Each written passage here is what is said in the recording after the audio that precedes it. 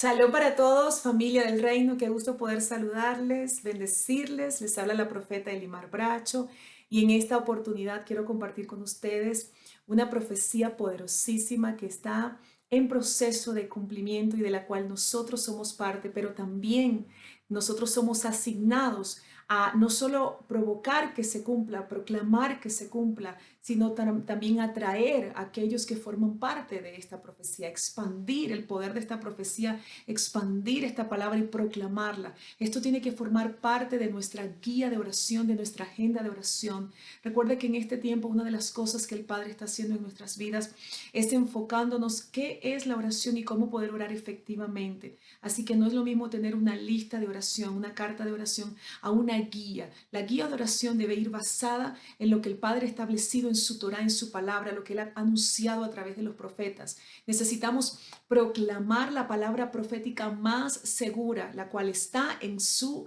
bendita y poderosa Torá. Así que quiero que usted pueda hoy conmigo poder impregnarse de esta palabra, de esta profecía tan gloriosa, tan poderosa, que nos involucra, que nos compromete, que nos asigna a caminar en ella, a proclamarla y a provocar, a ser voceros de esta profecía, de esta palabra, para que otros puedan entrar también y pueda cumplirse lo que está en el corazón del Padre. Hoy voy a estar compartiendo con ustedes el libro de Oseas, capítulo 2, desde el versículo 1 al versículo 22. Vamos a estar hablando acerca de la restauración de la casa de Israel, la unidad de las 12 tribus. Estamos en tiempos de Shavuot, en tiempos donde ya casi celebramos Shavuot. Y recuerden que una de las cosas que celebramos en Shavuot tiene que ver con un contrato matrimonial, que fue lo que el Eterno le entregó a Moshe en el monte Sinaí. Es la palabra Ketubá, por eso hablamos de las 10 palabras.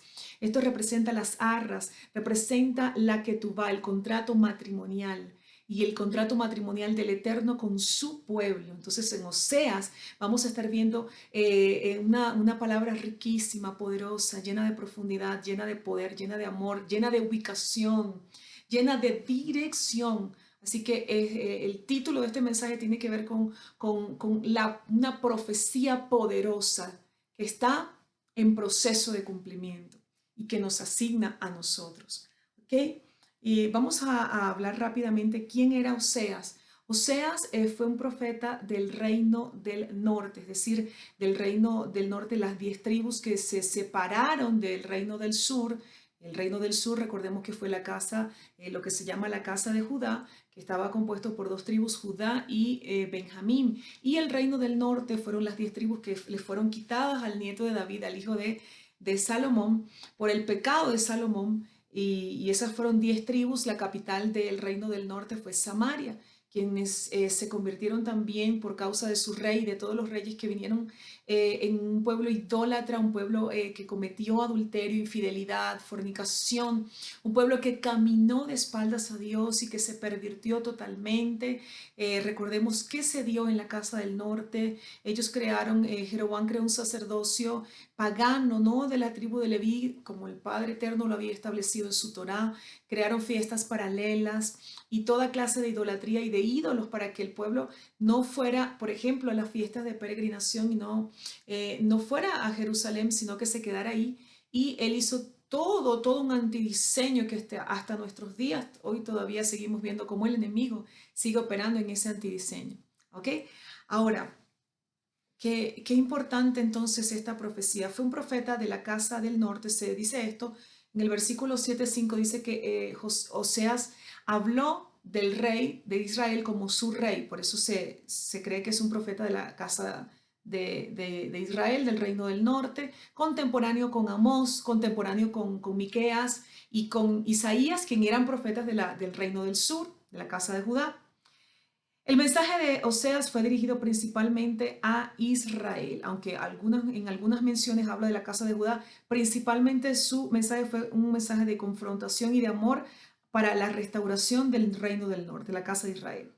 Eh, Oseas denuncia los pecados de idolatría, de adulterio y de la infidelidad de Israel y el amor restaurador del Eterno por su pueblo.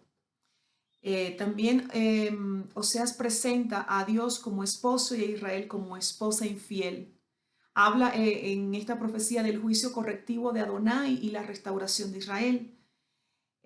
También la vida matrimonial de Oseas, ya que el Eterno le dice que se case con una mujer ramera, infiel. Su vida matrimonial simboliza lo que era el Eterno como esposo e Israel como esposa infiel. Así que Oseas se convirtió en un hombre que sufrió, que lloró, en un mensaje viviente se convirtió. Es decir, el Padre lo hizo experimentar toda esta clase de vergüenza, de dolor, y para que él pudiese no solamente comunicar un mensaje, y esto me impacta mucho mi corazón, de verdad impacta mucho mi corazón. No es solamente recibir un mensaje para dar un mensaje, no, él fue un mensaje viviente. Él pudo hablar del perdón por la infidelidad porque él perdonó infidelidad. Él pudo hablar de lo que es la vergüenza y toda aquella condición de estar casado con una mujer ramera infiel y pudo expresar el mensaje del Eterno porque él lo experimentó en carne propia. Y eso me impacta como profeta, la profundidad de Oseas, de su mensaje, porque el Padre lo llevó como un laboratorio a hacer el primero un mensaje viviente para él poder entender lo que estaba en el corazón del Padre, un amor fiel, incondicional, un amor que no se rinde, un amor que no se rinde. Esa frase me impactó, un amor que no se rinde. El amor del Padre es un amor que no se rinde. Y Oseas pudo experimentar el amor que no se rinde y ser un mensaje viviente para anunciar ese amor que no se rinde. Vamos a ver por acá en mis notas. Tengo estructura del mensaje de Oseas, la esposa infiel, el matrimonio, el amor del Eterno hacia su pueblo, Hashem e Israel, apostasía de Israel, la insinceridad y la rebelión de Israel, el pecado de idolatría, las consecuencias por el pecado de la infidelidad, la compasión de Adonai por su pueblo y luego la súplica de Oseas. Oseas tuvo un periodo intenso de ministerio. Él enseñó durante los tiempos de Usías, Jotán, Acaz y Ezequías, reyes de Judá. También Oseas comenzó su ministerio en la casa de Efraín o la casa de Israel durante los días finales de Jeroboam II, rey de Israel. Israel en ese tiempo estaba en una condición deplorable, una condición terrible de inmoralidad sexual, de inmoralidad en todas las áreas de su vida, perversidad, corrupción. Estaban alejados del diseño del Padre, estaban alejados de la comunión, estaban cayendo en toda clase de prácticas paganas, de los pueblos paganos como Egipto, Asiria. Después de la muerte de Jeroboam II, la anarquía prevaleció en Israel. Declinó rápidamente Israel hasta su derrocamiento por parte del rey de Asiria. Recordemos que a través del rey de Asiria fue que las 10 tribus fueron dispersas por todo el mundo y dicen lo que se llaman las 10 tribus perdidas. 20 años más tarde, 4 de los 6 reyes de Israel fueron asesinados por sus sucesores. Profetizando durante los días que rodearon a la caída de Samaria, Oseas se enfoca en la desviación moral de Israel. Él confrontó el pecado y su rompimiento de la relación de pacto con el Eterno. Y Oseas pudo anunciar el juicio es inminente, es decir, ya ustedes, el pecado de ustedes ya ha subido al corazón del Padre y el juicio es inminente. Él profetizó este juicio, esta caída. La condición de la casa de Judá también era terrible, era deplorable. Pero recordemos que el Eterno hizo un pacto con David y no le dio carta de divorcio por amor a David, su siervo. Oseas entonces, para hacer un resumen, Oseas se le ordenó casarse con Gomer, una prostituta. Tuvieron 3 hijos, 2 hijos y una hija. Posteriormente, sus nombres fueron ellos primero, los nombres que se le dieron a estos 3 hijos de Oseas. Ahí está la ruptura del matrimonio y en una forma la, la, la, el, Dios le expresa a través de estos tres nombres que luego fueron redimidos y el Padre les dice que le cambia esos nombres, esa condición, pero en esos tres nombres estaba la condición de Israel y el repudio del Eterno por la condición de su pueblo en ese tiempo, y el Padre le expresa ese rechazo y esa condición y la ruptura del contrato matrimonial, básicamente. Oseas entonces pudo experimentar cómo su esposa se prostituye con amantes, y es la forma como el Eterno le está a él anunciando o enseñando qué fue lo que hizo Israel: prostituirse con amantes, con ídolos.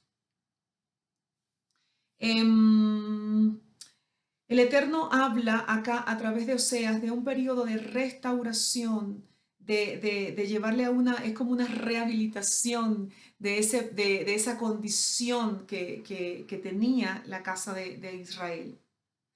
Oseas entonces, como dije anteriormente, es un mensaje viviente que puede hablar del amor perdonador y el amor que no se rinde. Estructura de esta Haftarah. Vamos a hablar algo importante. Los tres nombres de los tres hijos de Oseas. Número uno, Jezreel, Dios esparció, es decir, el Eterno esparció por las naciones a esas 10 tribus que son el reino del norte, la casa de Israel o la casa de Efraín, que es lo mismo. El número dos, el segundo nombre del hijo de Oseas es Lo Ruhama, que significa no compadecida, no misericordia, es decir, hay una sentencia de juicio correctivo había sobre ellos. Y el tercer nombre, Lo Ami, es decir, no mi pueblo. ¿Por qué? Porque le dio carta de repudio. ¿Por qué le dio carta de repudio? Veamos acá, déjenme compartirles, por favor, donde el Eterno le habla en el libro de Jeremías 2, del 1 al 3, el Padre le habla al pueblo de Israel como un hombre, como un marido, como un novio, como un esposo. Le habla a su esposa, le establece un vínculo matrimonial. Dice en el versículo 2, capítulo 2, versículo 1 de Jeremías: y vino mi palabra del Señor diciendo, ve y clama a los oídos de Jerusalén, diciendo, así dice el Señor, de ti recuerdo el cariño de tu juventud, el amor de tu desposorio, de cuando me seguías en el desierto. Por tierra no sembrada, santo era Israel para el Señor, primicias de su cosecha. Todos los que comían de ella se hacían culpables, el mal venía sobre ellos, declara el Señor. ¿Qué dijo aquí anteriormente? Dice el amor de tu desposorio. ¿Por qué? Porque el Eterno establece un contrato matrimonial en el Sinaí con Israel. Israel era su esposa. Pero ¿qué sucedió cuando el Eterno establece ese juicio correctivo a través del imperio asirio sobre esas 10 tribus? Le da carta de divorcio. Otro pasaje acá, Jeremías 3:8, acá nos habla de la carta de divorcio que el Eterno le dio a la casa de Israel. Le dio carta de divorcio a la casa de Israel, mas no a la casa de Judá. ¿Por qué? Por amor a David, su siervo, porque había hecho un pacto con David y porque del linaje de David vendría Yeshua HaMashiach, que sería quien redimiría a través de su sacrificio, redimiría a la casa de Israel, a la casa de Judá, y juntaría a través de su sacrificio, haría de los dos pueblos un solo pueblo. Uno de los beneficios de esto, aunque es tan terrible todo lo que vivió la casa de Efraín, ser dispersos por todas las naciones, uno de los beneficios de esto es que ahí se mezcla con los gentiles y la simiente de Abraham es dispersa alrededor del mundo entero, de todo el planeta. Recordemos la bendición de Jacob sobre Efraín, el hijo de José. Le dice, tú serás corona de los gentiles. Es decir, Efraín fue la tribu que más se multiplicó, y era lo mismo decir la casa de Israel que la casa de Efraín. Por lo tanto, cuando la casa de Israel o la casa de Efraín, esa simiente, esas 10 tribus fueron dispersas por todas las naciones, Efraín se mezcla con los gentiles, y esa simiente provoca que los gentiles entren a la puerta de la salvación. Cuando Yeshua viene, lo que abre es la puerta a la redención de esa simiente que ya había sido esparcida. Por lo tanto, no somos un Israel espiritual, Somos un Israel biológicos. Venimos de esas 10 tribus y Yeshua dice, yo no he venido sino a buscar primeramente a las ovejas perdidas de la casa de Israel. ¿Quiénes eran esas ovejas perdidas? Esas 10 tribus que se mezclaron con los gentiles y ahí nosotros estamos involucrados plenamente. ¿Ok? Entonces, hablamos entonces de los 3 nombres.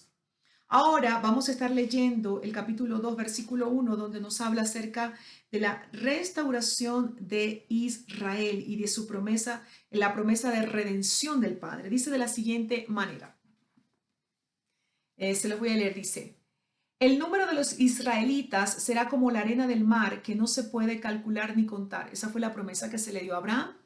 Ocurrirá entonces que en vez de ser llamados, ustedes no son mi pueblo, que fue el nombre del tercer hijo. Se les dirá hijos de Elohim viviente, es decir, una promesa de redención. Hijos de Elohim viviente. La gente de Yehudá e Israel se juntarán y nombrarán a un único líder. Hay otra versión que dice a un único jefe, pero yo creo en esta versión, a un único rey, y ese es Yeshua. El Eterno juntará a las 10 tribus más las 2 tribus, las 12 tribus serán juntas por el Eterno, un solo pueblo, y tendrán un solo rey, y ese rey es Yeshua.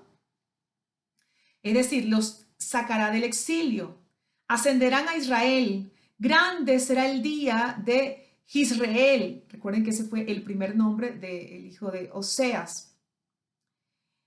Y se refiere a la casa de Efraín. Díganles a sus hermanos, a mi pueblo, y digan a sus hermanas, Ruhamá, es decir, compadecida. Esto es en alusión a la unificación de las 10 tribus. Algunos comentaristas dicen que estos 3 nombres representan uno a la tribu de Benjamín, otro a la tribu de Judá y otro a la casa de Efraín, que es la que volvería para juntarse y hacer un solo pueblo, es decir, en las 10 tribus, que el nombre de la hija representaba a Efraín, quienes eran las 10 tribus, y uno de los hijos representaba a Benjamín y otro a Judá. Es un comentario, se los quise compartir por acá. Ahora entramos en el versículo 4, donde se nos habla acá de la mujer desleal y se describe este gran pecado delante del Eterno. Dice, quéjense contra la madre de ustedes, quéjense, pues ella no es mi mujer ni yo soy su marido, que se deshaga de sus prostituciones y quite a sus amantes de entre sus pechos. Aquí está hablando de la condición, recuerde que está hablando de la condición de la casa de Efraín, sus amantes de entre sus pechos. Qué lenguaje tan impactante esta profecía, ¿verdad que sí? Suena fuerte, pero así lo ve el Eterno. Para evitar, versículo 5, para evitar que la desvista y la deje desnuda tal como el día que nació, y para evitar que la deje como un desierto y como tierra seca la haga morir de sed. No tendré misericordia de sus hijos, pues son producto de su prostitución, pues su madre se prostituyó. La que los concibió perdió el honor al decir, iré con mis amantes que me provee mi pan y mi agua, mi lana y mi lino, mi aceite y mis bebidas. Por eso obstruiré su sendero con espinos y la rodearé con un cerco para que no pueda encontrar sus caminos. Fíjese, el versículo 8 es un proceso correctivo que vendría sobre sobre la casa de Efraín por confiar y decir que no confiar en el Eterno como su proveedor, sino confiar en en sus ídolos con los cuales se había prostituido y confiar que la provisión, su vino, su aceite, su trigo vendría de ahí. Dice, perseguirá a sus amantes, pero no los alcanzará. Los buscará, pero no los encontrará. Entonces dirá, me iré y volveré a mi primer esposo. Es el proceso correctivo del Eterno para hacer volver a Efraín a casa. Con mi primer esposo, ya que estaba mejor entonces que ahora. Pues ella no conoció que era yo, dice el Eterno, ¿ok?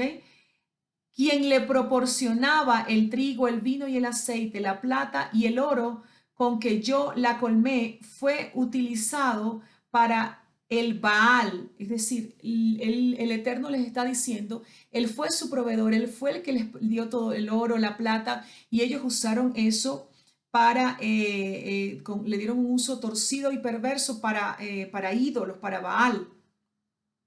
Por eso le quitaré mi trigo cuando madure y mi vino en su estación, y le sacaré también mi lana y mi lino que le di para que cubriera su desnudez.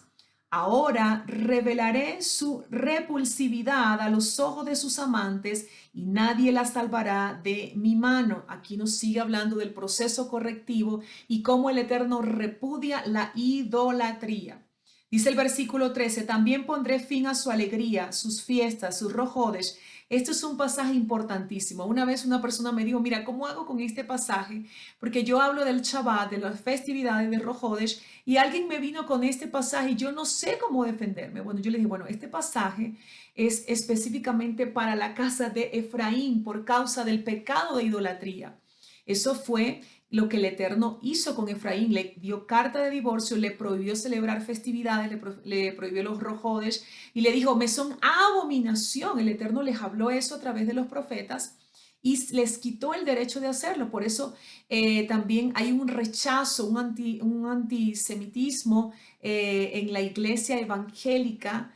¿Y por qué digo en la iglesia evangélica? Porque gran parte de la casa de Efraín está en la iglesia evangélica, y cuando escuchan algo que tiene que ver con Shabbat, con judío, con rojodes, es como que tienen un rechazo, y eso proviene de ahí todavía, desde esa carta de divorcio, porque el Eterno, por su rebelión, su corrupción, su perversidad, les quita el derecho de celebrar sus festividades santas, convocatorias eternas santas. Y este pasaje entonces no es para el pueblo del Eterno. Este pasaje fue en un contexto, fue cuando el Eterno le da carta de divorcio a el reino del norte, las 10 tribus, a la casa de Israel o la casa de Efraín, ¿ok? Es importante entender esto. Entonces dice que también pondré fin a su alegría, sus fiestas, sus rojodesh y sus Shabbat y todas sus festividades. Destruiré sus viñas y sus higueras, de las que ella decía, esta es mi paga que me dieron mis amantes. La convertiré en un bosque en el que en las que las bestias salvajes la devorarán. La castigaré por todos los días que siguió a los ídolos ofrendándoles incienso, cuando se arreglaba con sus aros y sus joyas e iba tras sus amantes, olvidándose de mí, dice el Eterno. Recordemos que el Eterno está ilustrando la relación entre hombre y mujer, marido y esposo y esposa, con la relación que él tiene con Israel. Por eso, mira, déjame hacer un altico aquí. Por eso, mira, la sacudiré, la llevaré al desierto y le hablaré a su corazón. Es decir, el sacudimiento y el desierto tienen que ver con procesos de sufrimiento, procesos de corrección, porque el Padre trajo todo ese proceso con la finalidad de que la casa de Efraín vuelva a casa. Le voy a volver a decir, de que la casa de Efraín o la casa de Judá, perdón, que la casa de Efraín o la casa de Israel vuelvan a él, vuelvan a su corazón. Y por eso dice, y hablaré a su corazón. Cuando una persona está viviendo procesos duros, es cuando Dios puede hablar al corazón. No necesariamente hay que estar sufriendo para que Dios pueda hablar al corazón, pero hay personas a quien Dios tiene, y no solamente al pueblo de Efraín. Hay personas que, esto está vigente, ese principio. Hay personas a las cuales Dios tiene que introducirlos en procesos duros para que abran su corazón y le puedan escuchar y se puedan alinear lo que está en el corazón del Padre. Dice el versículo 17, desde allí le daré a ella sus viñedos y transformaré el valle de Ajor, es decir, valle de aflicción, en la puerta de la esperanza. Eso es lo que el Padre trajo para Efraín cuando vino Yeshua a morir por la humanidad. Él dijo, yo he venido primeramente a las ovejas perdidas de la casa de Israel. Él dijo, hay unas ovejas, yo tengo unas ovejas que no son de este rebaño. Entonces, cuando Yeshua vino, él vino a cambiar la aflicción por esperanza, y él vino a redimir y hacer volver a casa a esas 10 tribus que no están perdidas y que estamos aquí y que siguen volviendo a casa.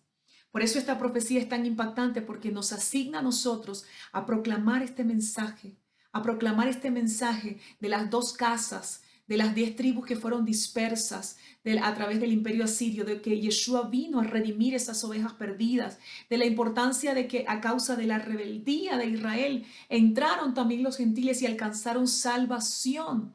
Entonces nosotros necesitamos comprometernos con este mensaje, entender lo que son el mensaje de las 2 casas de Israel, la casa de Judá, la casa, el reino del norte, y la casa de Efraín, el reino del sur, y que el Padre de los 2 pueblos quiera ser uno solo. Y aunque a través de Yeshua lo provocó, lo hizo en el plano espiritual jurídico, es importante que esta profecía siga siendo proclamada en nuestros días, porque estamos en el tiempo final y esto necesita tener un cumplimiento, porque Yeshua será el rey de todas estas tribus que somos todos nosotros. No somos Israel espiritual, somos un Israel biológico. Y esto es muy importante entenderlo. Él no vino a hacer un nuevo pacto. Él vino a renovar, dice la palabra del Eterno en Jeremías capítulo 31, que él dijo, vienen días en los cuales renovaré mi pacto con la casa de Judá y la casa de Efraín, o la casa de Israel.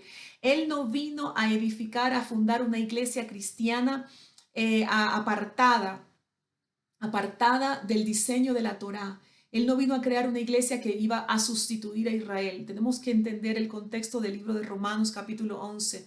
No, no, no, no, no, no, no, no. Él no vino a hacer eso. En ninguna parte de la escritura dice que él vino a hacer un nuevo pacto. El pacto no es nuevo, y aunque nuestras Biblias, la Reina Valera, diga nuevo, la palabra no es neo. La palabra ahí en el hebreo lo que significa es renovar, darle frescura a algo. Tiene que ver con ratificar. Ese es el significado en hebreo de esa palabra. Ratificar. No es la palabra neo la que se usó ahí, no es nuevo.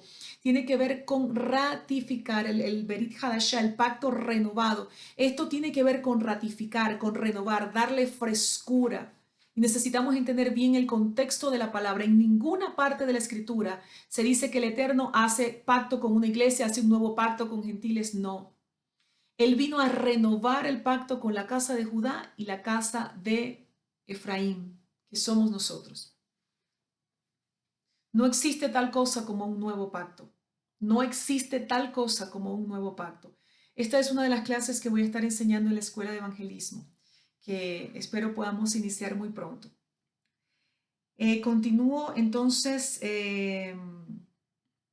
leyendo. Dice, y ella morará allí como en los días de su juventud y como en el día en que vino de Egipto. Fíjese, cuando sale de Egipto, esa alegría al salir de la esclavitud.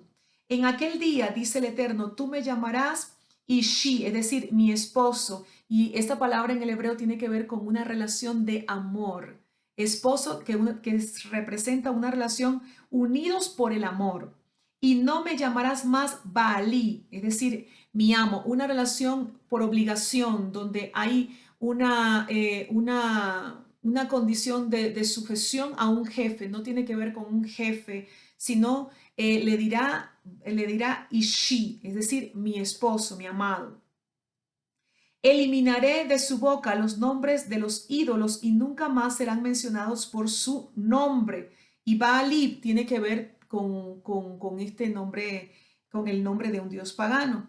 Dice, en aquel día yo haré un pacto por ellos con las bestias salvajes, con las aves del cielo y con los reptiles de la tierra. Eliminaré el arco, la espada y las guerras de sobre la tierra, y así haré que puedan vivir en paz. Te tomaré como novia para siempre. Te tomaré como novia en mérito a tu honestidad y tu rectitud, benevolencia y misericordia. Te tomaré como novia en mérito a tu fidelidad y conocerás a Hashem. Qué poderoso cómo el Eterno habla aquí en el libro de Oseas y en esta profecía que necesitamos proclamar en nuestros días.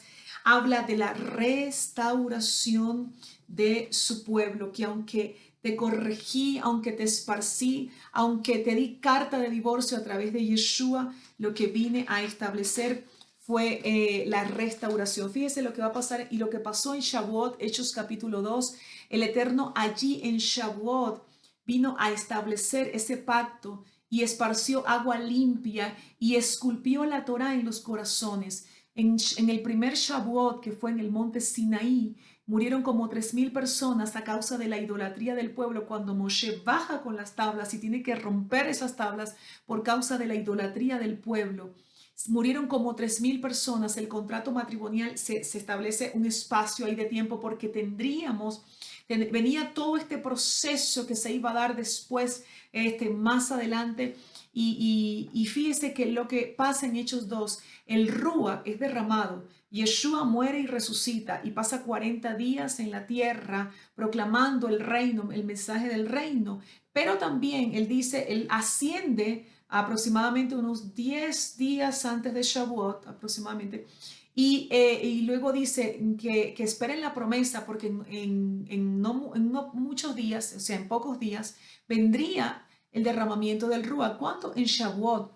Ahí se establece el contrato matrimonial, se renueva el contrato matrimonial donde el Ruach HaKodesh establece y esculpe la Torá en los corazones, en el espíritu de los escogidos para testificar de Yeshua, para proclamar el mensaje y recibieron poder para testificar y para proclamar la dimensión de arriba sea establecida también abajo.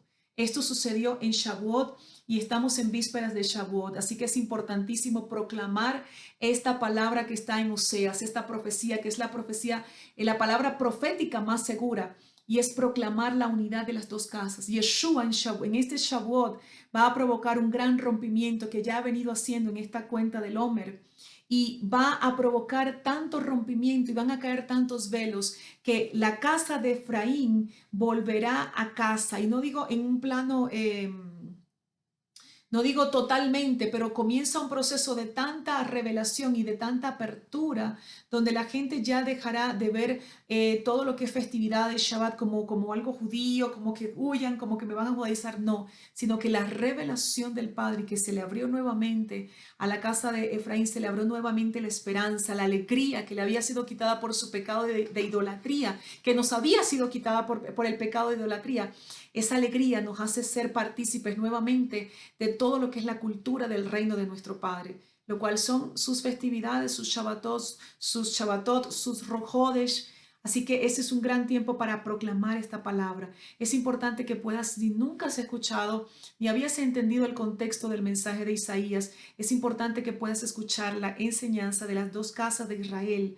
Es importante, está no en este canal que vas a estar viendo esta enseñanza, que es Ministerio de Altares de Adoración, sino en el canal de Red Shamer.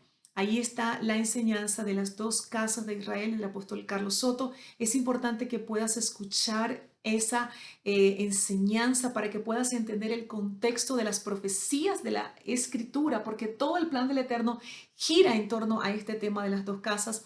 Y hay profetas que son de la casa del norte, hay otros profetas que son de la casa de Judá, perdón, hay otros profetas que son de la casa de Efraín, y necesitamos entender el contexto de las profecías, cómo nos involucran a nosotros, pero también cómo nos comprometen en nuestra asignación para ubicarnos en ese contexto y poder proclamar con un entendimiento profético el mensaje del reino y qué es lo que estamos haciendo.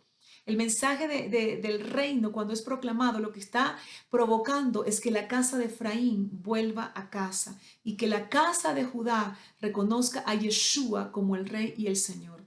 Un gran abrazo para todos. Les invito a compartir este video, que la palabra profética corra y que puedas suscribirte a nuestro canal Ministerio Altares de Adoración, donde estaremos subiendo todo el tiempo Todas las semanas estaremos subiendo videos, enseñanzas para niños, para hombres, mujeres, jóvenes. Vamos a estar siempre subiendo enseñanzas para poder enriquecer y ayudarte en tu crecimiento espiritual. Un gran abrazo para todos. Les hablo su profeta y amiga Elimar Bracho y nos vemos en una próxima oportunidad.